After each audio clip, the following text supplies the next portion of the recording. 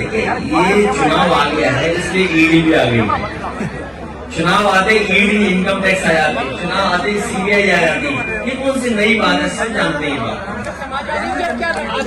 हमारी रणनीति ये है कि नौजवानों का साथ लें, किसानों को जागरूक करें, माता बहनों को भविष्य में हम लोग सम्मान देंगे, चाहे हमें किसी रूप में सरकारी योजनाओं से उनकी सुरक्षा, उनके स्वास्थ्य और उनके सम्मान के लिए कोई योजना बनानी पड़ेगी तो हम लोग बनाएंगे। पूर्व में भी हम लोगों ने अच्छी योजनाएं बनाई थी जो आज भी जनता को दिखाई दे रही है, चाहे वो एम्बुलेंस हो, चाहे पुलिस को गाड़ी हो, चाहे वो लैपटॉप हो और चाहे बड़ी बड़ी सड़कें बनाई हो, तो चाहे बिजली का इंतजाम किया और नहरों का पानी फ्री किया हो, सब याद है। पर कहा मैंने कई मौकों पर इस बात को कहा,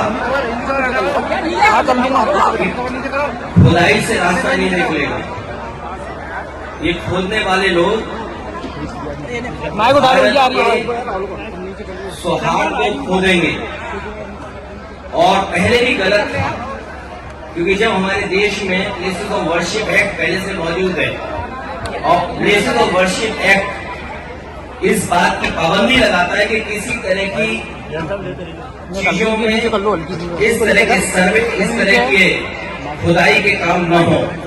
लेकिन भारतीय जनता पार्टी जानबूझ करके इन मसलों को इसलिए उठा रही क्योंकि किसान के सवाल पर वो बात नहीं करना चाहती। अरे नीचे कर लो यार। भारतीय जनता पार्टी से किसान ये पूछेगा यार ऊपर कि आपने तो किसान की आय दोगुनी की बात की थी, लेकिन किसान आज भी तकलीफ और परेशानी में है।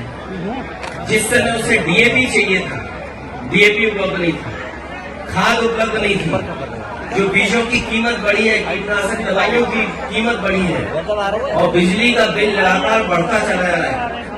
जो सिंचाई से लेकर के तमाम इंतजाम थे वो सरकार करने में नाकाम रही है। और अगर फसल तैयार भी किसान कर रहा है तो उसको कीमत कहाँ मिलेगी, उसके लिए कोई और जितने बड़े पैमाने पे बेरोजगारी बढ़ती चली जा रही है। 10 साल हो गए उत्तर प्रदेश में भी 7 साल की सरकार हो गई। अगर हम 17 साल का हिसाब किताब लगाएं तो इस सरकार ने बेरोजगारी बढ़ाई है, न नौकरी है न रोजगार है। तो इन तमाम सवालों से ध्यान हटाने के लिए जानबूझ करके सरकार इस तरह की खुदाई के कार्यक्रम कर रही है।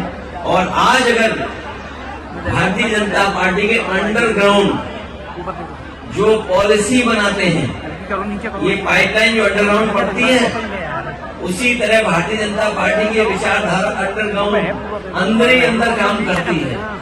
ये बात पहले भी कहनी चाहिए थी। लोगों की जान चली गई, लोगों के घरों में छापे पड़ रहे हैं, बिजली के नाम पर 2-2, 3-3 हजार लोगों के यहाँ एफआईआर दर्ज हो गई। अगर ये बात गलत थी भारतीय जनता पार्टी की तो जान तो वापस नहीं ला सकते हैं। उन्हें मुआवजा देना चाहिए उन गरीब परिवारों को, और जितने भी झूठे मुकदमे लगे हैं, चाहे वो सांसद पे हो चाहे किसी भी, सब बाकी रहनी चाहिए।